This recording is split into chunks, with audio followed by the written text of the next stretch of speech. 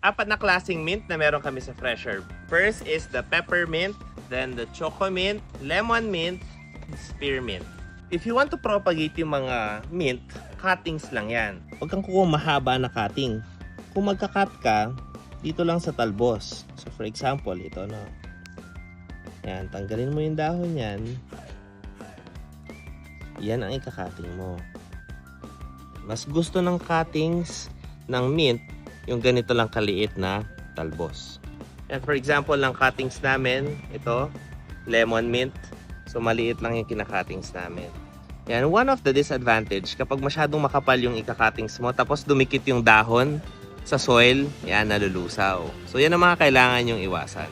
Itong peppermint tsaka choco mint, yung kanilang growth invasive. Kaya kung itatanim mo itong dalawang to, dapat malawak yung tataniman mo na paso or sa garden mo.